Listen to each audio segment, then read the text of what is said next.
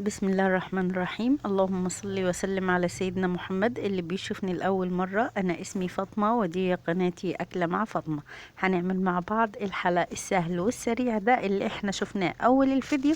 مش هياخد معاكي 10 دقايق بمناسبة السنة الجديدة. كل سنة وانتوا طيبين.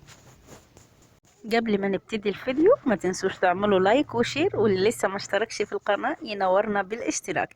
يلا نشوف هنعملها ازاي. معايا هنا انا حوالي 350 جرام من البسكوت، او الكمية اللي انت عايزاها. لو حبيتي تضعفيه هتضعفي بقية المقادير. طحنا البسكوت بالشكل اللي احنا شايفينه ده، سواء في الكبة او تكسريه بايديكي او في كيس وتعمليه بالنشا. نزلت على البسكوت المطحون بمعلقتين سكر، وبعد كده نزلت عليهم ب3 معالق كبار من الكاكاو الخام. هقلبهم كده مع بعض كويس زي ما احنا شايفين.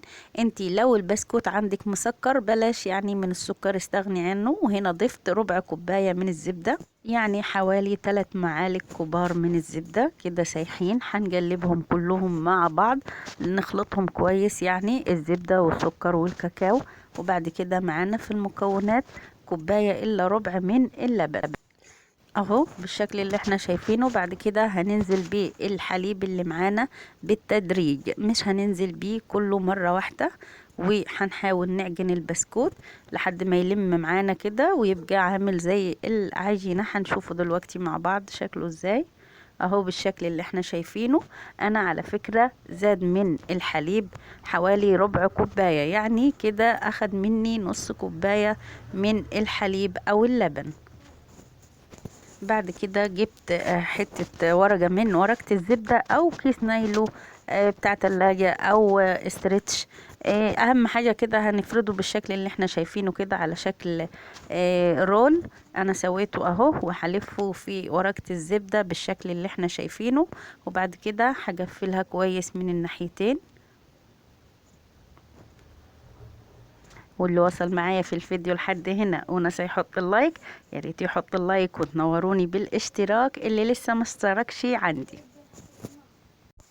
اهو بالشكل اللي احنا شايفينه ده كأنك بتعملي سرسرو بالظبط. وبلف فيها كويس علشان لو فيها اي فتحات او اي شقوق تكون اتساوت. قفلتها كويس من هنا ومن هنا زي البونبوناية، وهدخلها الفريزر لمدة ساعة او 2. اهم حاجة تمسك نفسها وتتجمد معايا كويس. وده شكلها بعد ما طلعت من الفريزر. هقطعها، طبعا انت هتقطعيها حسب السمك اللي انت عايزاه.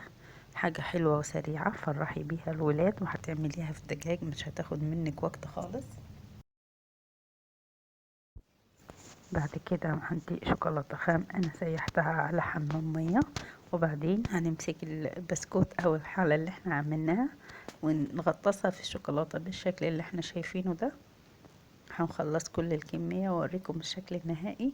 فعلا حلا سهل وسريع وطعمه رهيب في منتهى الجمال. جربوه مش هتندموا. وده شكل الحلا اللي احنا عملناه في دقايق معدودة. حلا سهل وسريع، جربوه وان شاء الله هيعجبكم جدا جدا. اشوفكم في الفيديو القادم ان شاء الله. السلام عليكم.